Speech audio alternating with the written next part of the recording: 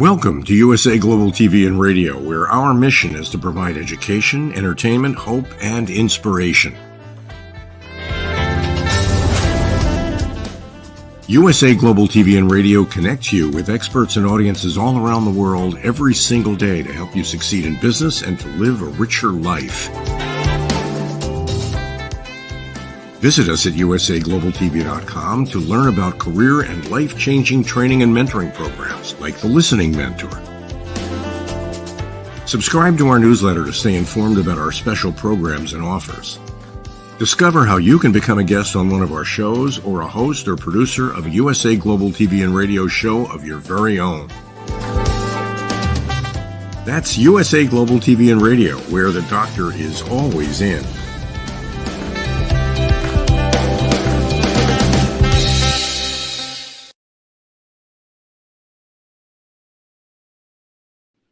Welcome to USA Global TV and Radio. I'm Dr. Jacalyn Kerbeck, and I'm with Doug Lawrence. Welcome. Hello, how are you? And hello to all our viewers and listeners across the world. Thank you for joining us. And yes, and also a big hello to your followers on your YouTube channel. Thank you for joining us. We really do appreciate it. Our show today is stories of hope, inspiration, and overcoming adversity. And, we just had our last show, Your Story, Your Grief, Your Journey. So I figured I went from wearing black to now I'm wearing white. I feel a little lighter in white. I don't know why, but sometimes our environment, our background, for example, our surroundings, the people that we're with can really help set our mood. Would you agree? Oh, yes, most definitely. Yeah, definitely. And, especially when we take a look at things from, in the work context. So we'll use the corporate terminology, I guess, for lack of a better choice of words, but coming to work and, how I always tell people when I'm mentoring and they're sort of saying, things aren't going the way I want. And what I typically, discuss, I actually, now that I'm thinking about it, I think of this one individual I was mentoring, and we actually went through a time period where she wasn't able to get a job interview. She wasn't able to do a lot of things that, she would like to be able to do. And so we started to have conversations. And so it was a combination of her not believing in herself. So she was struggling with, the adversity of what is it, who am I, and what is it that I want to be when I grow up, so to speak. And we ended up, long story short, is we ended up going through, as I called it, a makeover, where I got her to believe in herself and start to talk more positively, sort of the self-talk stuff. And she was able to do that. And then, I said, as much as your husband's going to hate me, I think you should go and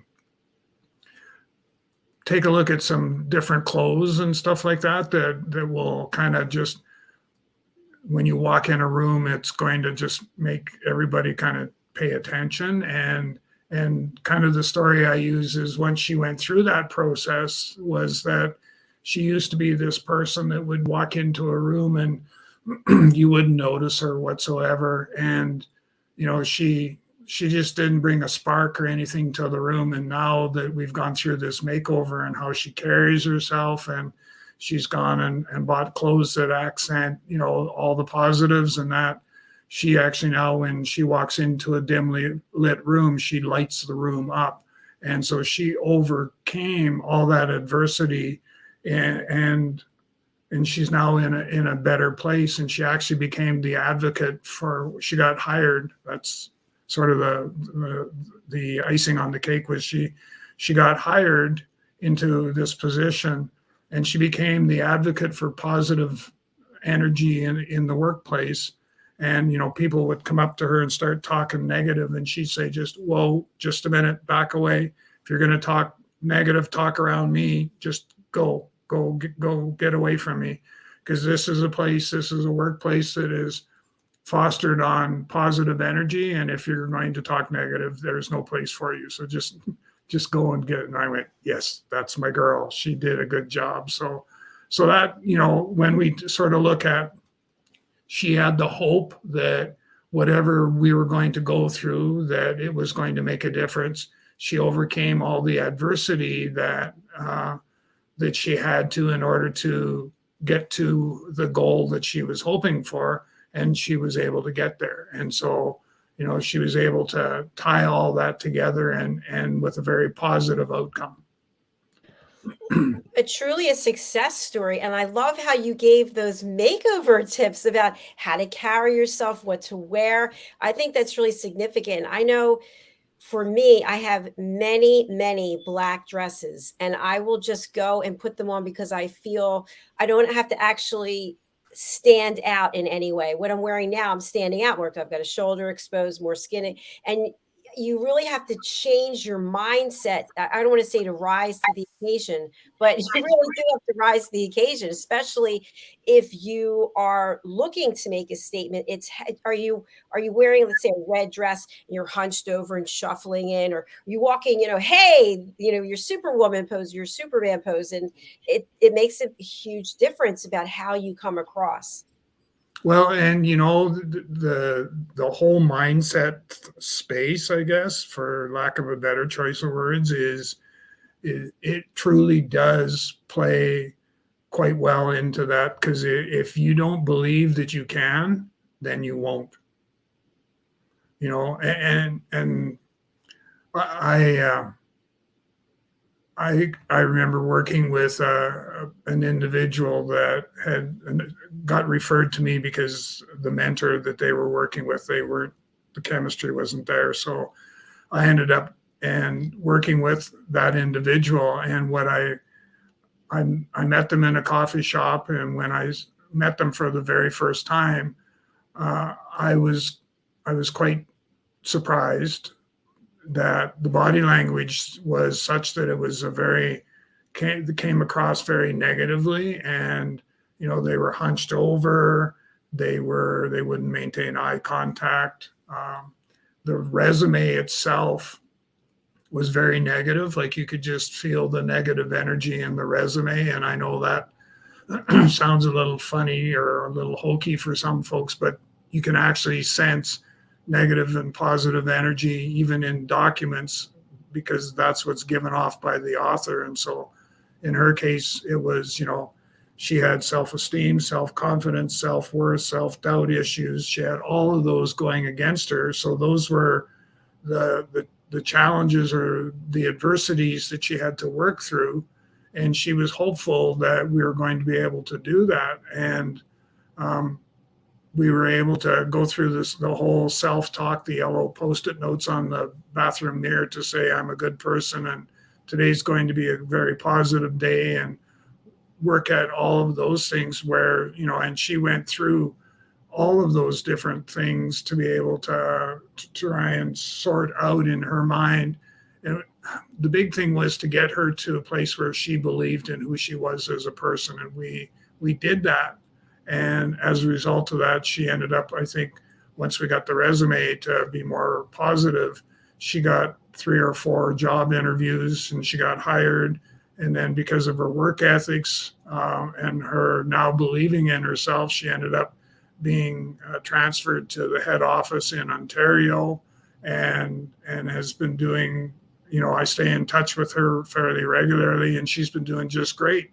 And, it all comes back to that whole, mindfulness, believing in yourself, and being able to take on those adverse challenges, the adversity that are going to be thrown at you, and not so much hope to some extent, but just believe in who you are. I love those words, believe in who you are. And mindset and perspective is so important. I also think when we think about adversity, sometimes adversity comes in the form of things that we were taught when we were younger, or things that we heard at some point in our life that are still in there somewhere, peeking their little heads out every now and then. And even though everything can be going our way, we're happy with where we are. We have the monkey mind. We have those voices and it's actually been happening to me recently. I'm going to be 60 on Sunday, and I really hadn't given it a lot of thought. But, people love to reach out to you and go, "Oh, you're going to be 60 now," comments that people make. And I started thinking, wonder if I should be cutting my hair, or maybe all these things that, you get to be a certain age, that are you supposed to be doing that? Because I heard that from when I was actually in corporate, you get to be a certain age. I think I was turning 40 and I was told that you're not supposed to have long hair when you reach a certain age. So you can feel great about yourself, but yet there's always that doubt, those doubts that come from outside that we let in. And why do we do that? Why do we let that negative energy enter into sort of our space? And I just, I hear what you're saying, because I've heard those same voices, and I've got to a point where, you know what? I don't really care what you think I should do. I'm going to, because there's no shoulds in life, but anyhow, I'm going to do what I want to do. I'm going to dress how I want to dress. I'm going to do what I want to do. And thank you for your opinion. That's all it is an opinion. And I'm not going to get myself wrapped up in all that negativity, because that's what will happen. Is if we don't manage it, it will manage us. And the most important thing that I think we need to just remember is, when people start throwing those things at you, just ignore them. And I know that's easier said than done, but the end will justify the means. And just ignore and take the Post-it notes, or even stand in front of your bathroom mirror in the morning and say, just no matter what anyone else says, I am truly a great person.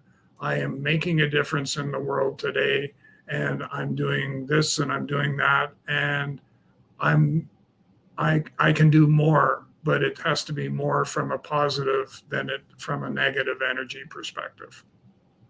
Very true. Now, I want to take that a little bit further. So, when we are confident and we do believe in ourselves, and people might be throwing little small stones that may be big boulders, and we're like, "Well, get out of the way." Where does that fine line come in? And I've seen this with people where they're confident to an egomaniac, and they just are bordering on narcissism, because and we can talk about narcissism as a whole other subject, but that person that they're not just confident, but they're just leading by their ego instead of their heart. Yeah, those are the tough ones to have to deal with. And sometimes, I broach some of those from the aspect of, I use the mentoring techniques and that, where they're talking about things, that this is the way it should be because I've done, and all that sort of stuff. I will take that and I'll flip that around, and I'll frame it in the context of a question, or a question with the answers that I would like them to think about embedded into the question itself. So, I hear what you're saying, that, while you may not have experienced this yourself in the past, you definitely have a very strong opinion of how it should be dealt with. What would happen if we were to try this, or this? What might, I'm not sure what the outcomes would be. What do you think? And get them thinking of things in a different context. Because as long as they have the control, they're going to continue to go down that path, down that rabbit hole. And sometimes the part that concerns me is that they take others with them when they do that. Yeah, absolutely. And we had a show on earlier today. We talked about a topic that I really want to expand upon, because I think it fits into overcoming adversity. Is we are approached at different points in our life, typically by the devil who's wearing sheep's clothing, or someone presents an offer to us that seems to be a perfect fit with what it is that we're doing or what it is we want. And it turns out that we end up getting taken. And as we're taken, obviously, we had a role in it because we agreed to sign the contract with the devil, so to speak, even though we didn't know per se that it was the devil. So my question to you is, how do we take that type of adversity that can be personal or professional and forgive so that we can move on and find new hope and inspiration instead of being weighed down with what it is that happened? All of those things, I come at those from a place of reflection. So, I look at it from sort of the three questions I always ask when I'm going through the reflection process is, okay, so in the relation, and I use relationship in a broad context, but in the relationship of what you've described, what went well, what didn't go well, and what am I going to do differently next time? So I've taken a situation which is very negative, and I've turned it into a learning opportunity that has, with lots of positive energy thrown in on top of it all. But I'm I'm not allowing myself to get pulled down because of that. I want to, what did I learn from it? Because every single thing that we do or touch or anything like that, every single thing is something that we can learn from, and we need to be able to do that. So yeah, for me it's all those things, when they happen, and I turn them into learning opportunities, and then I create what's my pathway going to be going forward from now that we've sort of had the initial conversation. What's my pathway that I'm going to take in order to move forward with this particular situation? And Doug, in your experience, do you forgive the person or persons who led you down a path of adversity? And if so, do you do it acknowledging them so that they know, or do you just do it to acknowledge it for yourself? I would say I would do both. Me being me now, when I think back, because my initial reaction to answer your question was I would forgive myself for making the decision that I did. But the other part then would be, what's left kind of sitting out there is, what about the person that that you were doing stuff with or whatever, that it became part of the adversity that you have to, because it wasn't in your best interest or whatever. And so for me, I think that me being me is I would be probably wanting to, number one, forgive myself, because that in a lot of cases it needs to start there. And then secondly, I would then have the conversation with the person right up front. Yeah, I agree with you. I think it's a tough one, because as we evolve and grow and move from being egocentric to more heart-centric, or as Dr. Madeline Chan would say, we go from a 3D world to a 5D world. Not everyone's coming with us. And there are definitely people, and I won't mention any names because I could, but there are definitely people who don't acknowledge that they've made a mistake or that they've wronged someone. And, with social media, people are out there, they're going here, they're going there, they're doing this, they're doing that. And meanwhile, they've left a carnage along the way, but don't seem to care about it. So I feel in those cases that you just have to basically cut your losses and say, okay, I'm not going to get through to that person. They're not going to acknowledge what they did. But for me, I can't be weighed down by it. I have to keep moving forward, acknowledge there's a loss, acknowledge there was a mistake, but I have to keep going. Well, and I forgive myself for what it is, the decision that I made, rightly or wrongly, and I forgive myself for not using it as the learning opportunity that I could have. Yeah, exactly. And just to expand upon that, in this specific instance, which obviously I can't go into, but other people who know me thought it would be a good idea to do something with said person or persons. And so they also ended up signing a contract with the devil. And it's kind of like when you're not able to make an inroad, other people can then also fall prey. And what can you do except watch, because you didn't know they were actually going to get involved with the other people. Yeah, most definitely. It's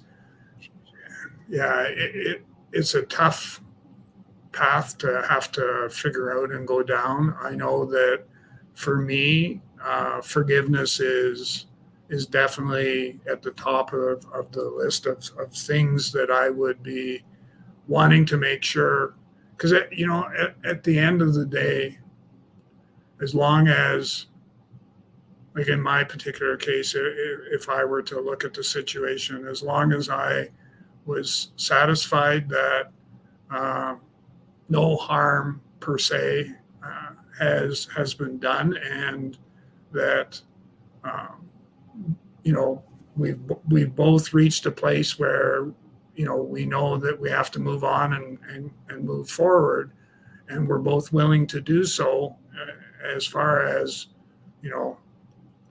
we both overcome our own personal adversities, and we're in a place now where we're hoping that by so doing that, how I like to somehow describe it is the good Lord is watching over and is offering a different direction for us to travel. And we need to decide, is that the path we want to take?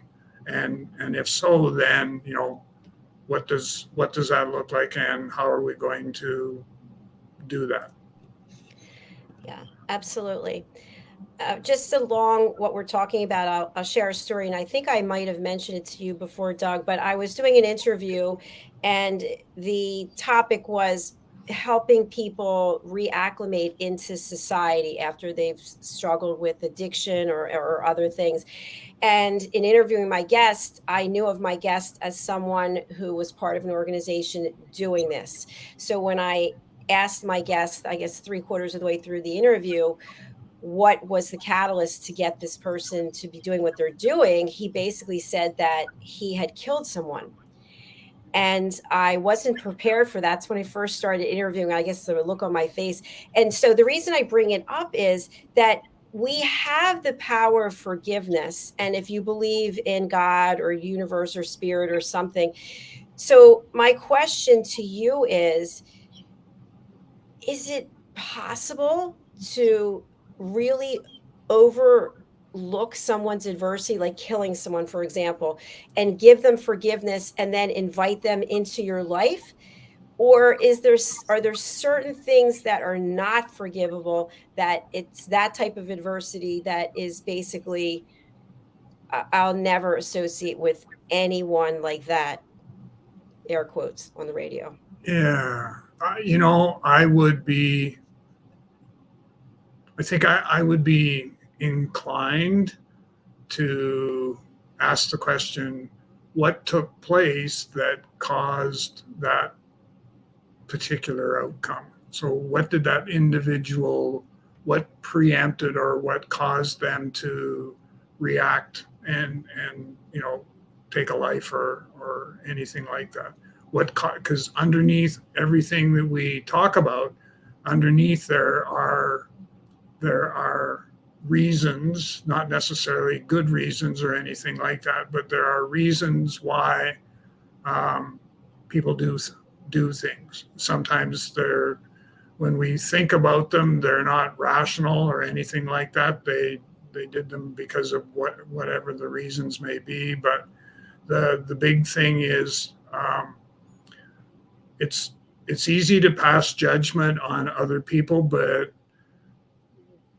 you're doing that without having all of the facts. And so there's a lot of things that, take place that can cause us to behave or to react to situations that we don't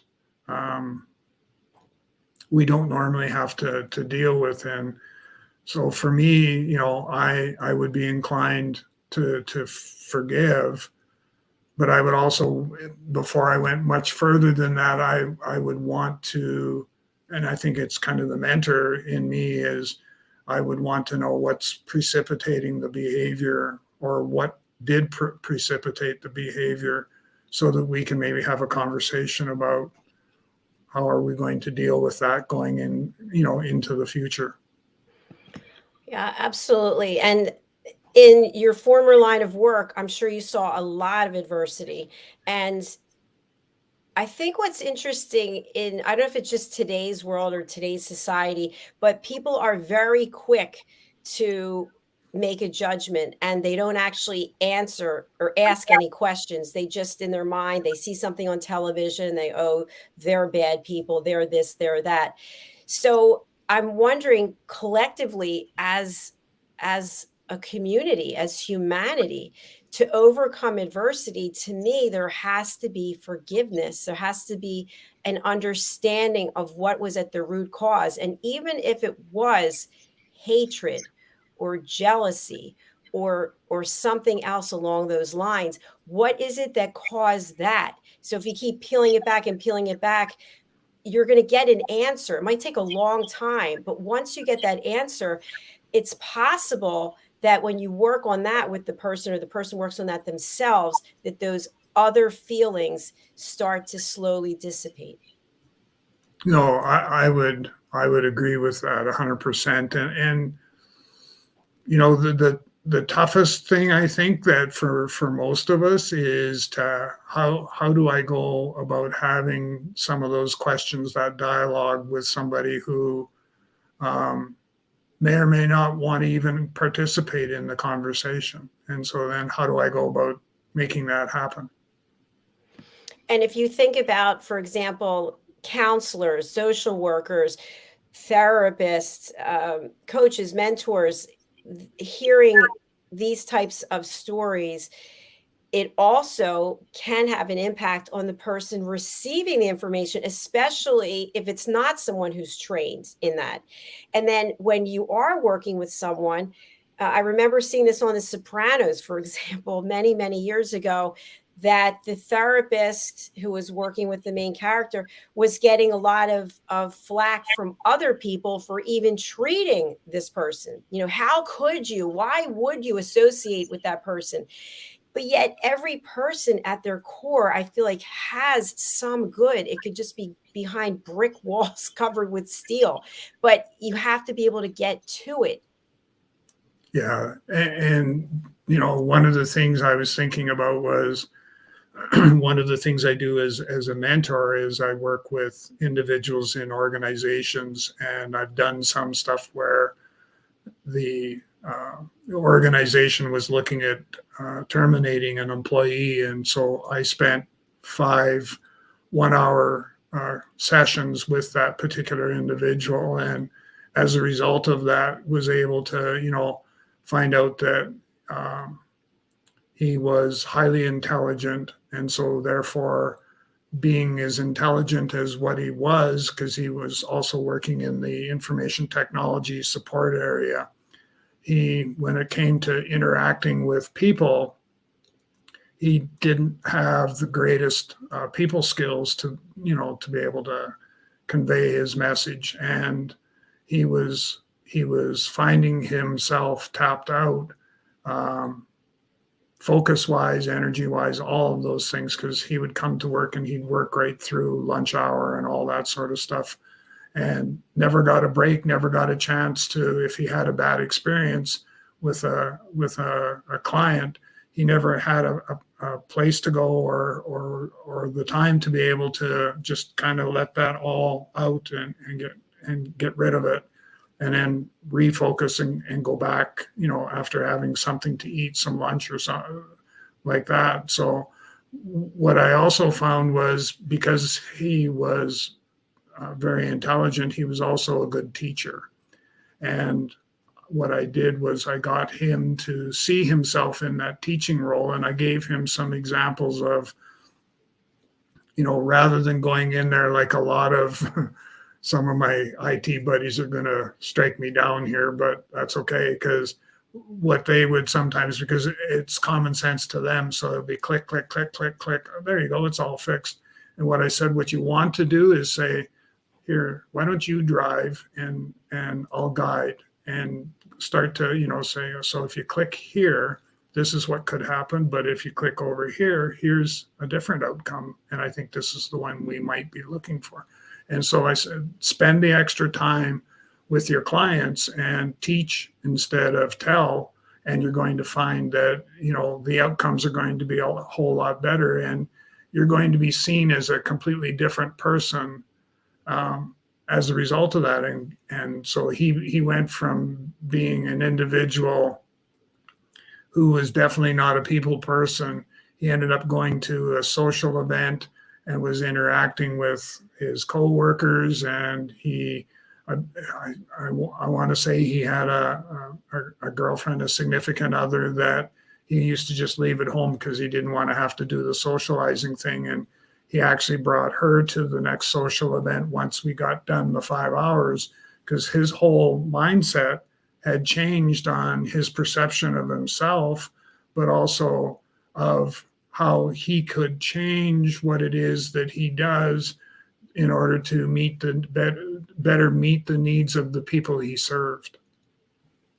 Yeah, that's so valid. I really appreciate that.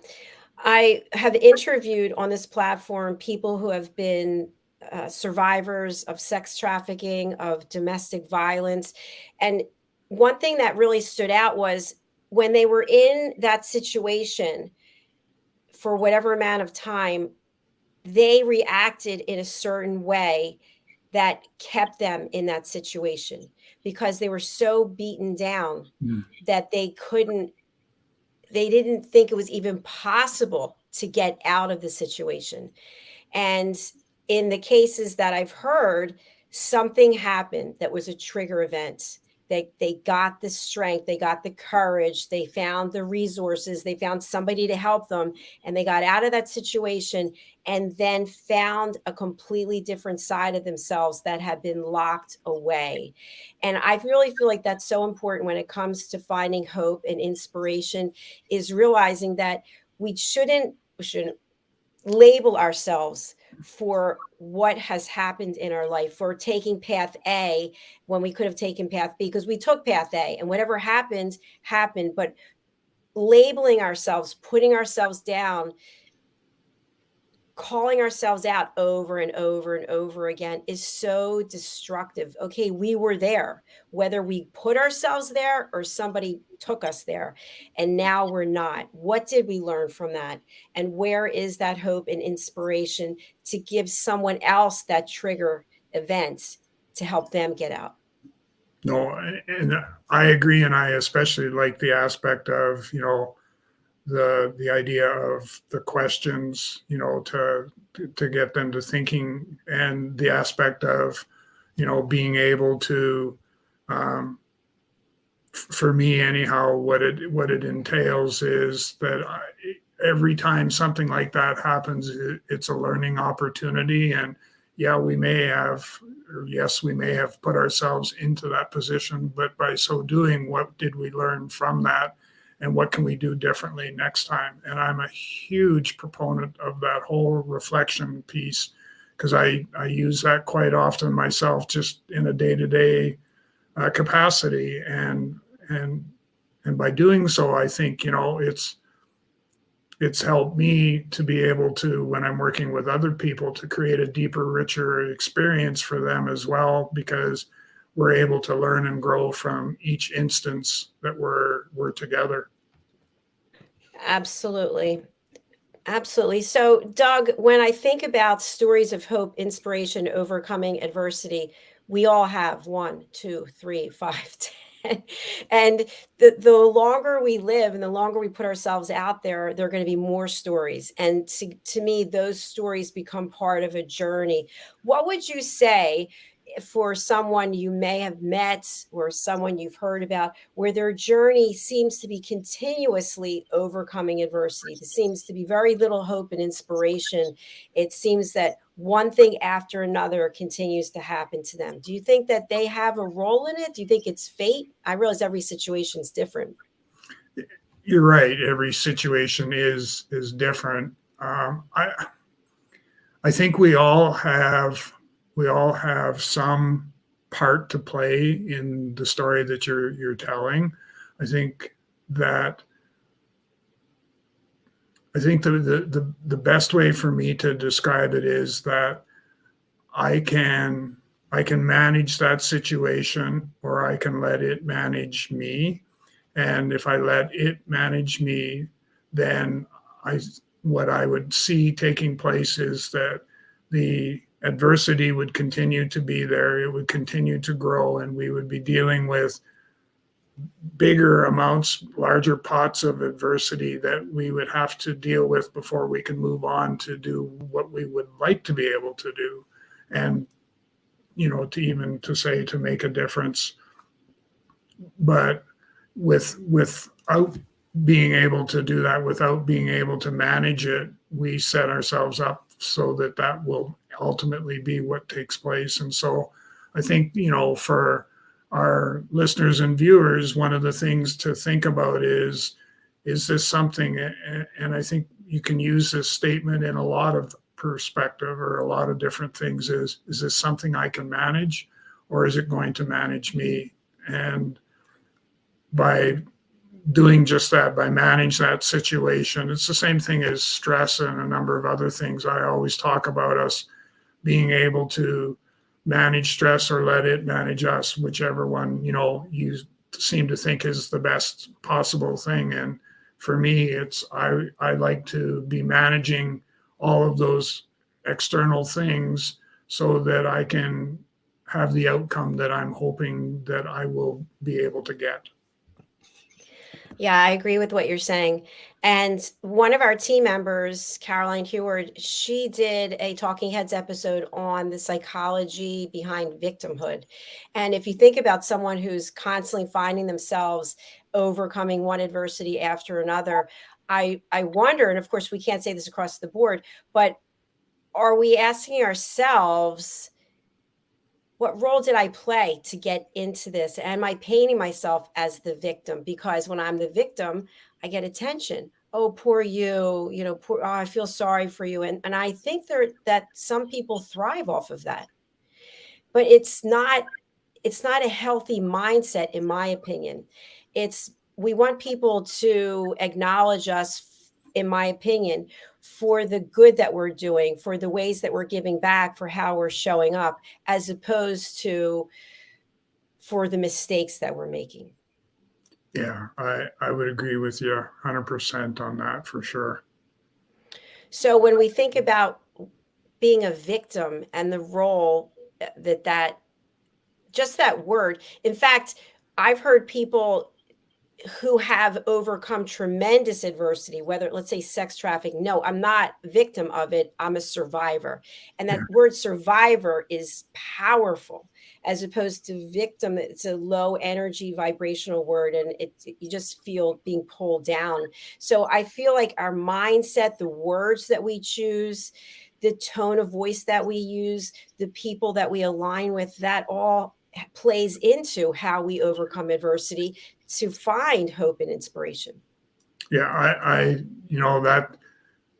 that's what a great way to sort of take everything we've talked about and bring it all together quite nicely. And so, from my perspective, that certainly is the case. There's just so much that we can do to sort of navigate or help push us along in the right direction rather than in the wrong direction. And I, with some of the mentoring and stuff that I've done, I've seen so many people that have started going down that path in the wrong direction and had to be brought back. And, you know, a lot of times it was one of the things I always do with the mentoring is I always look at the personal growth of an individual first. So, you know, that's where those words that I used before, the self-esteem, self-confidence, and all of those things. But let's have a look at those, and, you know, maybe we'll be able to find what is the root cause that's causing, you know, a lot of this stuff to take place. And, you know, that you're not finding a reason to want to step in to try and right the wrong or get the train back on the track, so to speak. And a lot of that I can probably take you back to your early childhood years, and it's probably where it first started. So there's a whole bunch of different things, from how did adversity get started in my life and all of those things, that it's a whole nother conversation. Absolutely. And to your earlier point, when we are facing adversity, when we're in the throes of it, we may not be able to see what are the key learnings, but we can remind ourselves this is temporary. Unless it's death, or as they say, the IRS, it is temporary, that we will not be in the same place again at some point in the future. And then we'll be able to look back and say, okay, this is how I got there, and this is what I'm taking away from it. Yeah, I'd agree with that. So to just quote your book, you are not alone. And I really appreciate you sharing this space with me, Doug. And for everyone who's watching or listening live or on the replay, we'd love to have you join us and share your story. So if you're interested, please go over to our website, usaglobaltv.com/book your session, and look for Stories of Hope, Inspiration, Overcoming Adversity, this lovely, bright yellow mustard color with the butterflies. So, Doug, how can people reach out to you? We have your contact information here. How can they reach out, and who would you like to reach out? You know, I'm pretty much open to whoever needs to or wants to, have a conversation is a better way to describe it. And you can, you know, through the website, and like you said, the address is on the banner at the bottom of your screen. So www.talentc.ca. But just as easily, and it's a whole lot more simpler, I think, for all of us, is you can reach out by send me an email, and we'll set up a time to have a chat. And you can reach me at doug.lawrence@talentc.ca, and we'll go from there, and we'll see where we end up. Fantastic. Thank you so much. And just so people are aware, we are running replays of all of our shows when we're not broadcasting. So you can expect to see this show several more times this week, which I love, because people are not always watching on the live, and we want people to watch whenever they want to watch. So I just want to make you aware that when you see this, it might be a replay if you're watching it after this time. So thank you again, Doug. And thank you everyone for watching and for listening. We do appreciate you. We'll be back tomorrow. We've got 7 more shows tomorrow. So stay tuned for more education, inspiration, entertainment, and hope. All right. Bye, everyone. Bye, Doug. Bye-bye. Bye.